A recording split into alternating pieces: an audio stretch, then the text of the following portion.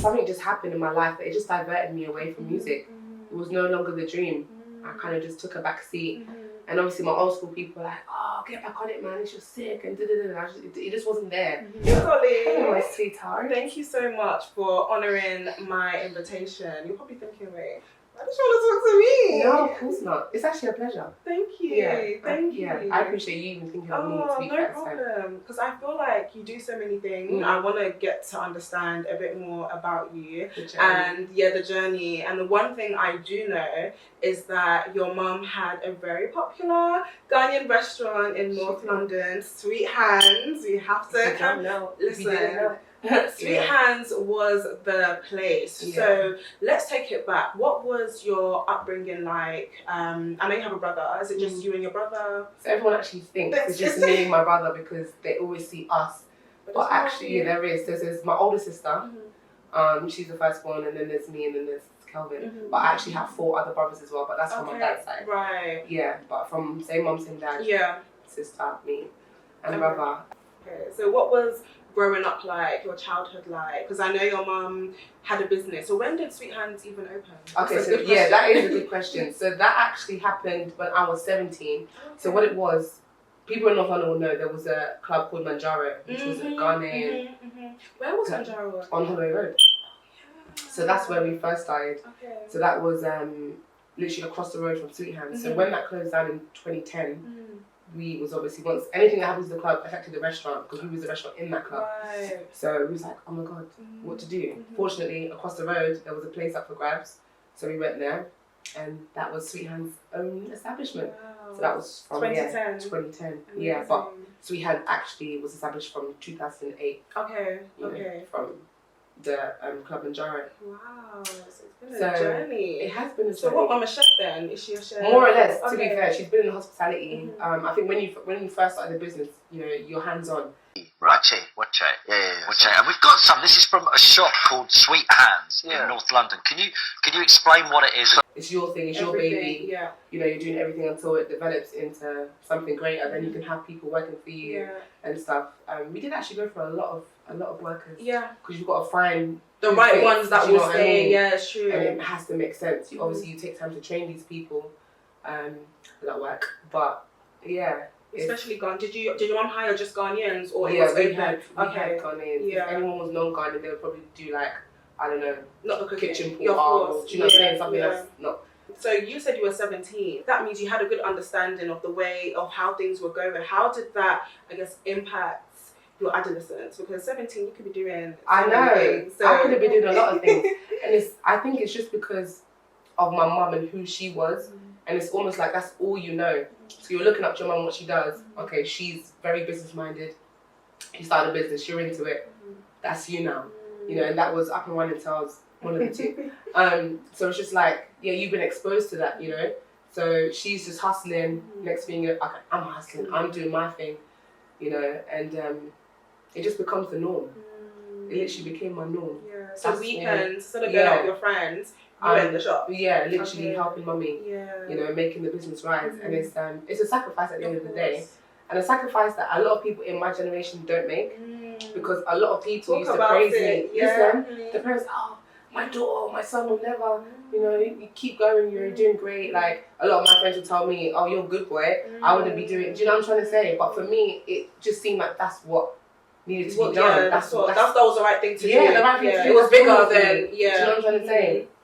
Obviously, there's pros and cons when it comes to family business, but you know, there's more positives. You're with people that you know you love, you trust. Yeah. So, yeah. Amazing. So let's take it back. What was young Dolly like? So in school, were you the same person? Were you just like? Yeah, I haven't changed. Oh wow. Class clown. Yeah. I'm just one of those very outgoing, bubbly people. I don't feel like my character's changed. If anything, I've just matured, of course, as you do. Yeah. But like, if you know me, it's just I'm the same. How would people describe you? Like, people that have known you for like years, how would they describe you? Crazy, number one for sure. Just fun, I want to say grounded, and just full of life. You see me, I'm just that type of person, and I exude positivity as well. That's what I stand for. Like, I'm one of those people, like, oh, people would say, I've never really seen you upset, or I don't rarely see you angry and stuff. That's because I choose not to entertain those emotions. I'd rather, like, to feel happy is a great feeling. You know what I'm trying to say? It's who, like, come on, happiness is fucking key. So for me, it's just like, I always want to feel happy, and I want people around me to feel happy, so then I have a duty to play. Do you know what I'm saying? So, i.e. class count, or making jokes, and do you know what I'm trying to say? Because I want everyone to feel lifted, you know? So ain't nothing changed. Wow. It's the same me. It's the same you. But you know, sometimes some people have that, like they want to make other people feel good, but deep down there's something going on. Deep down they're trying to mask something. So did you ever go through anything like that? Oh yeah. I'm an laxity, by the way. Oh yeah. For me, I don't like burdening people with things, so I tend to mask a lot, and I think people that are close to me have always tried to get me out of that. Just if you want to break down, but it's just like I said, I want people around to be lifted. If anything, if I'm going for anything, I like to take myself away from people until I'm good. Let me recharge myself and my batteries and then get back. I'd rather not dwell in or allow people to dwell in what I'm going through. Okay.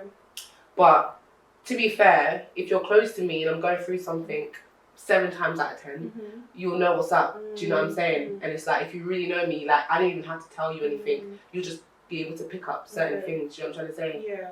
But yeah, I'm learning. I think the last couple of years I've been really dep on not doing like the masking thing, because it's not healthy as well. Do you know what I'm saying? We're all human. We all go through things. We just need to have an outlet and trust the people around us to give us a safe place, because I'm always that person for people, and it's really hard for me to be that the opposite. But I'm learning. Like, come cry on my shoulder. I will comfort you. I'll give you the best advice. But what about you though? What if you need to cry on someone's shoulder? But this is what I'm saying. This is what I'm now learning to do, because it's almost like I don't know how to. Do you know? I can pour into people, and sometimes I'm like, I need to take my own advice. I need to literally just listen to myself. The same way I talk to people and lift people up, I need to look in the mirror and do that for myself. Do you know what I'm saying? So I've gotten to that point where I'm just like, just pour into you the same way you do. And it's not like I don't, because I do. Like affirmations, I do lift myself up. I was going to say, how do you lift yourself up? I just constantly, I have conversations with myself, I have conversations with God, like I meditate a lot, but I feel like it's just a journey. It's hard because, like I said, I've just been that person for people where it's been alien to me to do so much for myself. I just put people first. That's just who I am. So it's having to step out of my nature, which can be a bit uncomfortable, but it's for the great good. Do you know what I'm trying to say? So that's something you're going through. I think have been going through, and you can see. Can you see changes? Can you see yourself realize? Well, you've already acknowledged that. That's, I think, number one. So can you see yourself changing in that way, like opening yourself? 100%. 100%. Yeah. 100% of myself. Because I'll just be there, you wouldn't even know. Like, people just wonder, like, do you ever go through things, anything ever bother you? You never come to me with stuff. And I feel like sometimes people feel like they want to be needed too. Do you know what I'm saying? Like, it's like, I'm here, use me. Like, I'm a pillow if you need to cry on or whatever. And it's just like, I just don't know how, man. But like I said, I've worked and I've got into that place now where if I'm going through something, I'm calling whoever up, or I'm texting whoever, and just and it does lift the weight off you. It does. Do you know what I'm saying? Because I'll just be holding that weight. You wouldn't even know. Like there's a heavy cloud over me. Do you know what I'm saying? But we good. We good. Oh, I love that. Watching your mum in business, did you say, I want to be like my mum? Well, of course, like you had that thought, I want to be like my mum. But did you think you want to have your own business, or you want to get into the business that she's doing? What was your thought process around that time? Yeah, definitely. I think, like I said, it's all I know. So it's just like, with things that I was good at, it's like, okay, this is something that I now need to convert into a business. How can I make money from this? And you're in that thinking space, and she's business savvy. That's all my mum has done. And I think because, like my dad, for example, left when I was 9, so that would have made my brother 4, my sister about 13. So it's just like, she's had to raise 3 kids more or less by herself. So she's had to do what she's had to do because she needs to. Do you know what I'm saying? If she doesn't do it, who else? So it's just like, just having that one strong woman. My mum was a strong. She's like hard on the out and just soft on the inside. Do you know what I'm saying? People that know my mum would know. But she like has so much strength that's just something that I've witnessed, and it's like I've just carried. Do you know what I'm trying to say? But yeah, just seeing her just made me like you couldn't be around that and not. Yeah, do you know what I'm saying? True, yeah. Like, you can't see your mum work so hard and not. Yeah, no, I can relate for sure. all I know was work. Yeah. That's all I know. When friends, left college and went to uni, I went straight into business. That's do you know what I'm trying to say? So from a young age, it's like that's it. Yeah. Go. I actually don't know anything else. Work. Do you feel like you missed out though, or like you don't feel away? You see, one thing about me, balance is key. Work-life balance. Yeah. And I think that's the fortunate thing as well about working with family, because there's a bit of flexibility. So if there's things that I had to do, I needed, like, even if I wanted to travel, I know I can tell mum and whatever, we can work it out. Do you know what I'm saying? It just gives us that flexibility. So I say this about balance, but it got to points in the business that it was just busy, as in my friends wouldn't see me, I wouldn't be making birthdays or certain important events. I just couldn't do it because I had to be there. If I'm not there, then collapse. You know what I'm trying to say? Yeah. But I tried a lot because, like we said, makeup and things I wanted to do for myself. Although, like with the restaurant, I felt like that was primary. Everything was kind of secondary. If I'm honest. But I still made it work. I had to make it work. I had to. For me to move forward, I had to work. Yeah, let's delve into the things that you're good at. So makeup, when did makeup come around? Like, did people see you as that makeup girl? To be fair, it all started when I was 15 and we discovered foundation. I have babe, no. Let me take it back even further than MAC. Dream Matte Mousse. Matte Mousse. That changed the game. That changed the game. When we got a hold of that and we put that on our skin, it was game over. So obviously, I was like the head. So everyone after school, I went to an all-girls school. Okay. So like, when we got to year 10, year 11, you start, you want to start looking. They said you were the head. Yeah, I was the main character. Yeah. Okay. Oh, the head is in like, makeup, but I had to screw people up. So in the toilets after school. Right. You were the trendsetter. Any teacher see this, you know what we was up to. Yeah, I'm just like getting people's, if it's even mascara, eyeliner, lip gloss, foundation, blush. I'm just that person, just getting everyone ready. Ready for what? Where you guys going? See the boys. Okay. See the boys. So basically, near my school, there's always a boys' school. There's a Broadway. It's like a shopping centre / bus station. Okay. But that's where we would just cotch after school. So go and link up and and even if a little enhancement, it was the makeup one. We're just getting into it now. So it started there, like, and I used to be the one just kind of helping people with their little bits and bobs. So then after that, then I got to 20 in college, and obviously now you're more advanced, with the makeup. Even though we wasn't really doing anything for my time, like the most I would do for makeup was like eyeliner, lip gloss and mascara, and obviously when I found out foundation, like a lac foundation, and that was it. But then the evolution of makeup started, highlight, conceal, everything. So I was just like, I really need to brush up my skills. But I realised that it's something that I was good at just because of the way I would apply my own makeup. People used to love the way I did like my eyes. I used to have this signature. So I'll do like the black wing line and then I'll put like a glitter line on top. Okay. Yeah, so I used to do different colours, pink, silver, gold. So then I was like, I need to practice. So I started using my friends as muses and developing my skills. And then when I got to like 24, I'm like, Dolly Essence beauty. Like I need to turn this into... about when you were 24? But 2015, so that would have made me 24. So it's been a long time, that's 8 years. Damn. So I was like, this is it. But it's so weird because Dolly Essence, there's just so much around that name. But so I knew there's going to be Dolly in it. And so long story short, when I used to do music back in the day, I thought this is a whole other conversation. So it was going to be like, I was thinking Slave by Dolly. Because everyone was doing like a slave by or something. I was like, that's just so common. And then I was with a friend, big up Leslie, if you ever watched this, my girl Leslie, she's a photographer, she's got a whole lot of things. Lamac is her company, I'm just plugging her in. She was like, just use your name. She was like, Dolly Essence Beauty, you don't need to do anything. I'm just like, you're right. Because I'm technically my brand as well, do you know what I mean? My products are just like Dolly Essence Beauty, and then that just came around. And before you know it, MUA. And then I was just building myself up by using the connections. Were you trying to be an MUA though? Did you want to be an MUA? Do you know what it is? I'm one of those people, I love to do everything. Everything I love to do, I just wanted to do it. Make it. Do you know what I'm saying? Just make it happen. But it's just like, you can't be doing things and using your time if you're not, getting an income or something. It's just like, it has to benefit me in some sort of way. So I was just like, I have to turn this into a business. But like I said, makeup is something that I enjoy. Like it's an art for me. So I'm just like, I'm sick of this. This is gonna be under my radar. Do you know what I mean? So yeah, we just made it happen from there, and then I started building myself up, using my friends as muses, building my portfolio. Like I can actually remember the days when I first started makeup in my little box. Like it was just compared to like obviously my makeup bag. It was just this little vanity case with little compartments. And at that time, obviously at 24, I didn't have like all the foundation colours. I remember I used to go to MAC and get their testers. That was my kit. They used to put the little sticker on it with the name of it, and that was my kit. Little eyeliners and mascara, eyelashes from like the hair shop before we even got to the minks and the wispies, and do you know what I mean? That Oh, I'm taking it. Nostalgia. So how did you build your clientele? Because you said you were using your friends as muses. So obviously they're not. Were they paying you?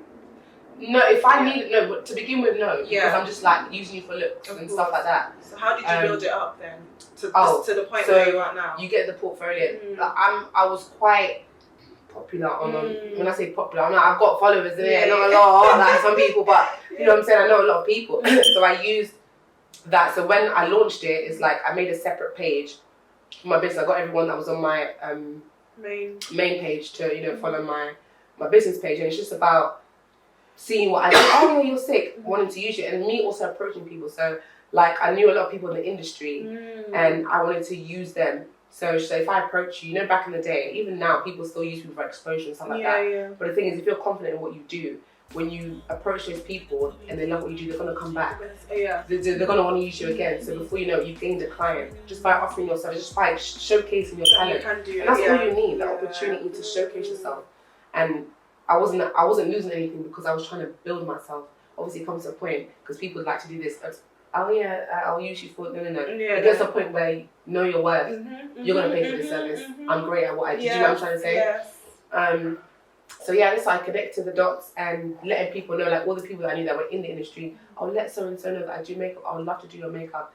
And it's just about character. I think if you approach people on a very grounded level, they're gonna respect it. It's like, okay, cool. Yeah. Let's give it a try. Like it's not going to kill you to receive a service from someone, especially when it comes to makeup. Who doesn't? As women, we all love makeup. Right. We all love to look good, And then before you know it, things will just taken off. Oh, you done this person. Oh, and then opportunities just kept, and you just keep going and going, And one thing I didn't do that I wish I did was use my face more in makeup. Like I really wanted to do like tutorials and stuff like that, Why do you think you didn't? It didn't cross your mind? Not really. Yeah, I just had so much, and I said to myself, it's just like don't take on too much. Just kind of just offer the service just outwardly as Yeah. But it would have been sick because I just if I'd had like a whole setup with a little YouTube, and I feel like. Do you think you would have been able to take on that as well though?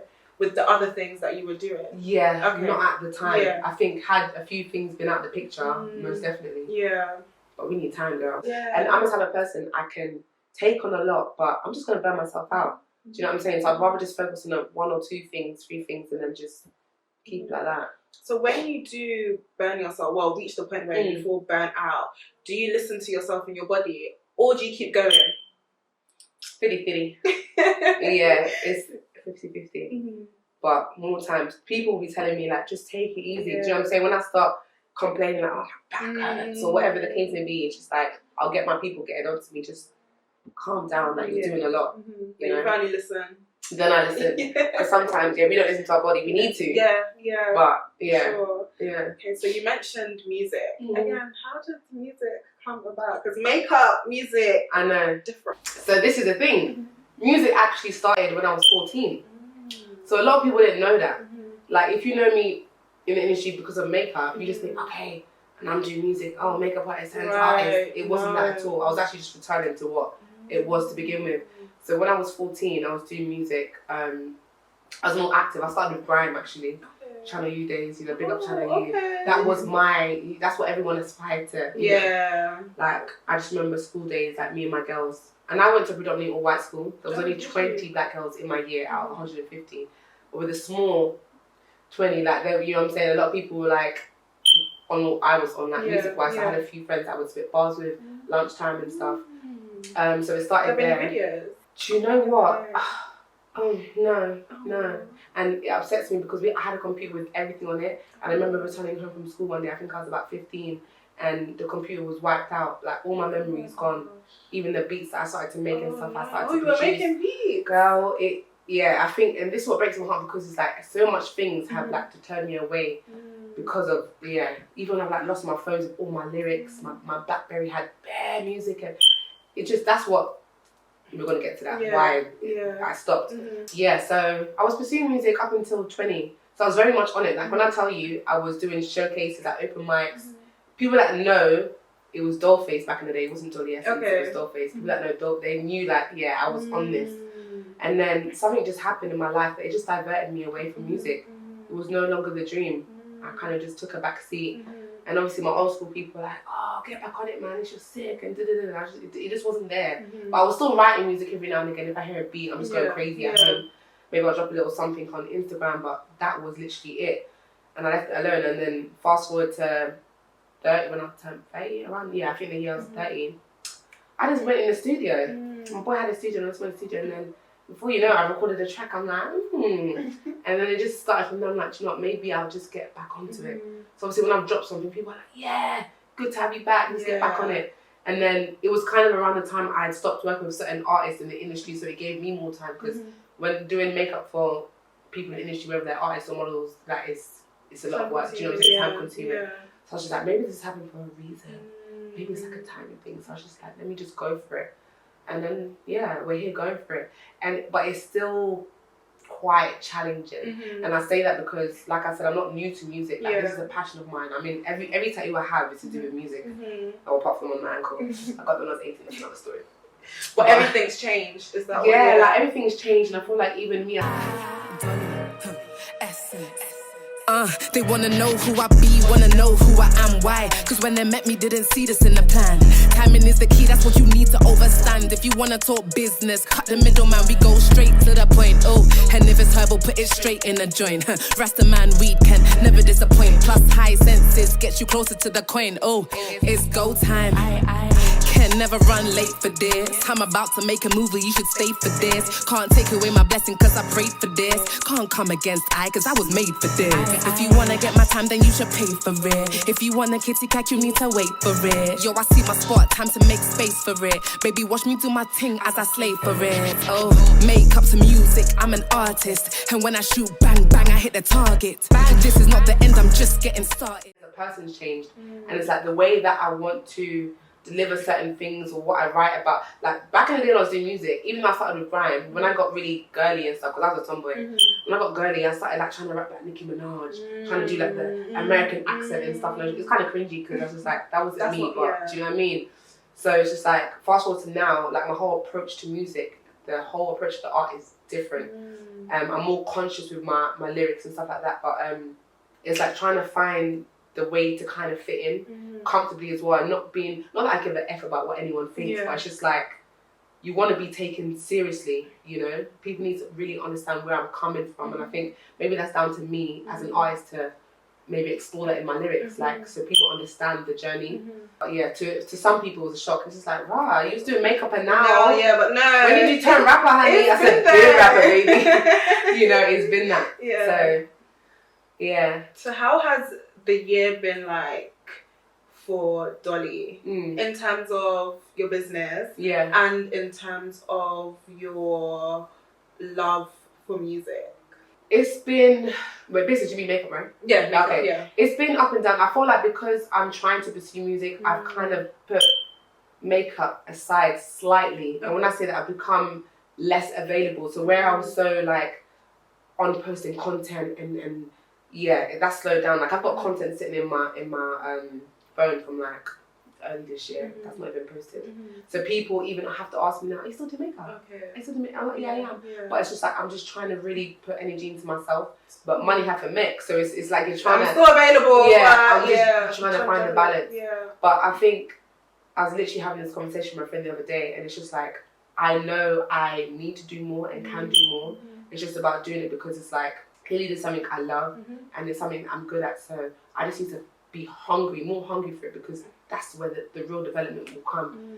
Do you know what I mean? I feel like I'm just trying to still find my feet it's hard doing things alone when you don't have a team. Like a lot of these artists have managers, you know, PR, whatever you've got that make you. And I'm still kind of trying to find it, even down to producer. And I think that's where I'm even lacking, because I'm like, I just been playing. I need someone that just gets my sound. Yeah. Because give me the beat and I do everything else. I've got it. I don't need anybody. No, leave me alone. Just give me the beat. So stuff like that, I feel like, oh my God, where am I going to find that? That's what's holding me back. And then I'm this type of person, I just can get so laid back. And when I get laid back, I don't want to say lazy, because I'm not lazy. Some of you might think, you know what I'm saying? Lazy. But in, you know, some people might look at it like you're not doing enough, you know? So I feel like I'm just trying to... You're figuring it out. I'm figuring it out, and I just feel like only I can push myself the way I need to. People can talk, but it's not even about them, it's about me. You know, everything that's going to come from music is because of me. So I've got to have that in myself. So I think that's where I'm at now, just trying to really... People might think you're doing so much, but that's what I'm saying. We're going to be our biggest critics, aren't we? Yeah, we're going to look all at the ourselves, time. yeah, we can be doing so much more. And I think that's just, the situation. So when you've started music again, and now, what's been like some of your highlights that have made you think, I made the right decision, like following my gut, following what I love? So what's been the highlight for you in music since you've come back? Since I come back? Yes. Performing, big stages. I think performing at Ghana Party in the Park. Yes. Yeah. Last year and this year was one of the biggest highlights, because that's thousands of people for one. And it's mad because last year was my first time performing. I think it was April in 9 years being on the stage, shitting myself. And that was only to like 70, 80 people. But I see what God was doing, because it's like, I had like maybe building me up, getting me comfortable. I literally had about 4 shows till Ghana Party in the Park. And it's mad because I got the calls like, we want you on the stage. I did it, I said, huh? And I was just like, oh, okay. And then it got postponed, so it gave you a bit more time. No, I'm talking about last year. Oh, last year, okay, the first time. yeah. Oh yeah, look, this year, yeah, thank God for that, because I needed the time where I was not prepared. But last year, I was just like, cool. So it's like I had those 4 performances prior to that, and it's just like it built my confidence up. Because I'm saying, you think that, oh yeah, you've been doing this, you can do it, but 9 years at the game, girl, that took me out. Yeah. I was shaking. That first performance, my mouth was dry. I said, oh, Lord have mercy. Lord, yeah. But after that, I was just like, okay, I see what God was doing, because it made sense. Just building myself, building the confidence. And then Ghana Party in the Park came. Last year was actually sick, because like I said, it was the first time performing to that amount of people. And the crowd loved it. Like, it's just, for me, that gave me more push. It gave me more drive, because it's like, this could be what you're doing. You know, just keep going, putting in the work, and it can get bigger than this, you know. So I just feel like I'm just being prepped for what's to come, you know. But I just got to keep going. It's 50% me, 50% God, you know what I'm saying? Like, I have to just go for it. And I think that's what I've got to keep telling myself. Looking in the mirror and saying, you got this. You know what I'm saying? Yeah. So where do you see it going? Because it is gonna go far. So what do you want for what you do for Dolly Essence? Yeah, I just want whatever I do to repay me in the best way. I want my music to reach the right people. In turn, you know what I'm saying? We're talking. You see, when it comes to deals as well, I don't know about being signed, because I want my freedom. Of course. Power to the people. I want my freedom. Do you know what I'm saying? But obviously, with, you know, as an independent artist, you've got, you know, a distribution deal. There's so much you can do to generate. You know, I just want to hit the big stages and make magic. You know what I'm saying? Global with it, and just mingle with the amazing artists out there. Make timeless music, because once you come together, you could be great on your own, but you're a force when you're connected with so many other people. Do you know what I'm trying to say? Definitely. So that's what the aim is. What are some of the challenges you face in the industry though? Because you were already in the industry and working as a makeup artist, you can obviously have a certain insight into the things that you don't want and the things that you do want. But for you personally, what are some of the challenges you face? I feel like it's just people, isn't it? It's just dealing with people. I feel like as a woman as well, and I don't even like to say, because as a woman we have to face certain challenges, but it's the truth at the end of the day. You know, sometimes you're not taken as serious, or, you know, there may be avenues that people want to take because you're a type of woman, or whatever the case is. I think for me, people just need to put aside the looks and, you know, whatever the case may be, whatever you're looking at that's beyond the talent, and just see the talent and the artist for who they are. Because that's when you're dealt with proper. Yeah. Do you know what I'm saying? I've had instances where people have tried to kind of sway away from the business aspect and maybe delve into pleasure. That's not what we're here for. Yeah. You know, so I feel like if any challenges, maybe that, because it's just like how many times you have to face that hurdle.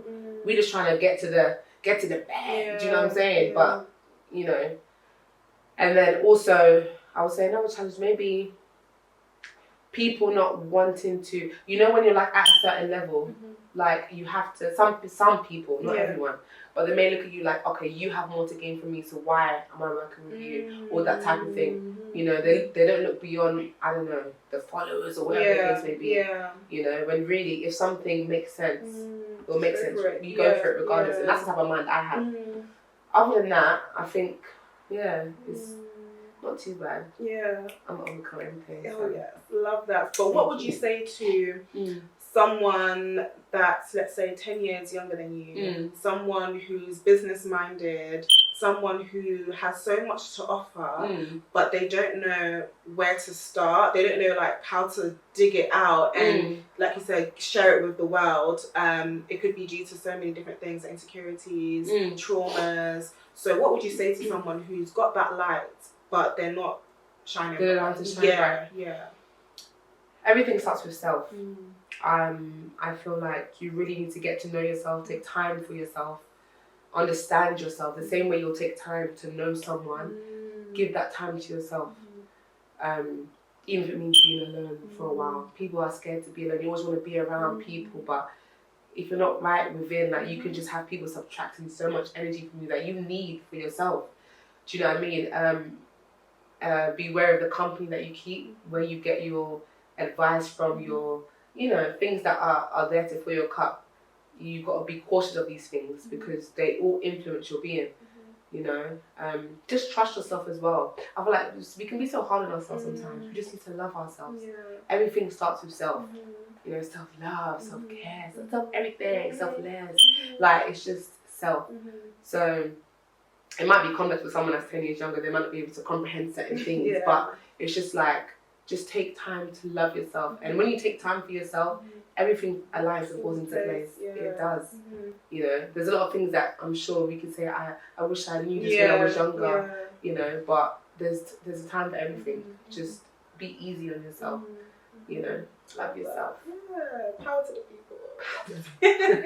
Do you feel like you found your purpose in life? Yeah, to an extent. It's something that we all think about, isn't it? Like, have I really found my purpose? But I feel like when you do what you love, that's enough. And then everything else, like you might find your purpose might change. And I think that's, people think it's just one thing. You could find one thing and another could arise. I think it's just about following the path of what you love. And just being happy in what you do, because that will lead you. Like you could, like I said, you could start at point A and you're being led to point D, and D's it could be the grand finale. But these all had to play a part to get you to that point. You know what I'm saying? It's just a journey at the end of the day. I feel like purpose is not, it's not a destination, it's a journey. You know, so in that sense, I have. I'm living, I'm breathing, I'm doing what I love, and making the most out of this life. What do you do to feed yourself? You spoke about meditation, spending time with yourself. So what does that look like when Dolly needs to be by herself? How do you feed yourself? Girl, so like little things like, and not even little things, things like self-care. It could be doing my nails. Well, that's I'm gonna get nails there anyway. But self-care, just taking care of my physical body. So that's one aspect. When it comes to mind, the things that I watch and listen to, there's frequencies in music. So you know, it could be certain songs I listen to that are more uplifting as opposed to, you know, the things that just lower your frequency.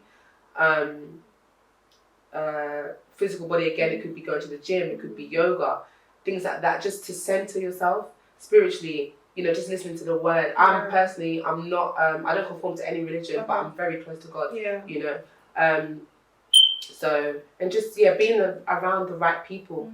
You know, when it comes to like company, for example, you want to be with people that align with your purpose, your journey, that have, you know, similar thinking, and also people that maybe on a different journey, because it invites different perspectives on life. But I think, yeah, when it comes to just getting myself and recharging my batteries, just like I said, not being scared to spend time alone, because when you're alone, you feel like all the noise. You can hear yourself, you know. You can hear yourself talking to yourself. Right. And it's so mad because it's like you could be silent, but you're having a whole conversation with In yourself. your head, yeah. Do you know what I'm saying? That's your spirit. You've got to take time. If I'm around 10 people, how the hell I'm going to have a conversation with myself? You know what I'm saying? And really listen to my needs and what is it that I want? What is it that I need? How can I feed myself? So, yeah, reading as well. I got a little library in my house. I say little library, it's literally just shelves and books on it, but I'm not got a library. And yeah, a lot of self-discovery books, self-help books and stuff.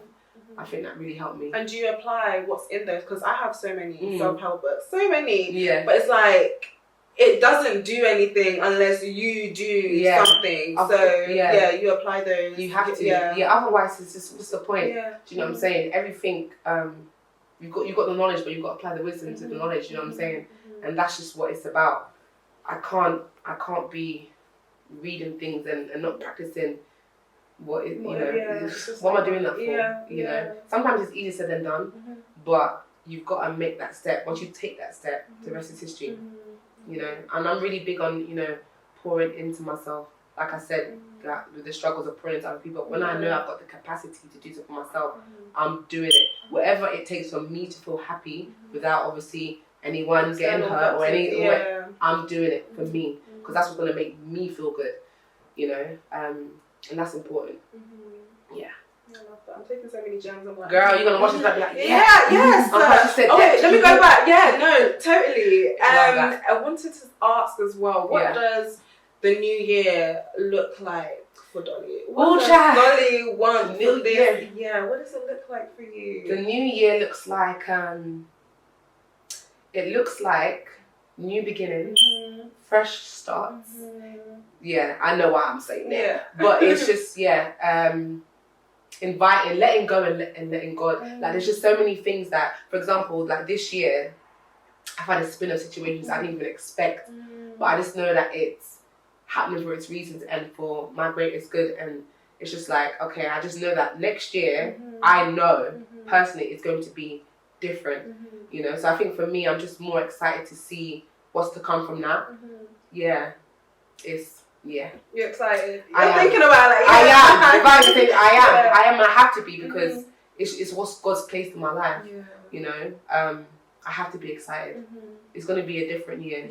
You know, different things are happening, which means different results will come. Different doors are going to open, in a whole different capacity.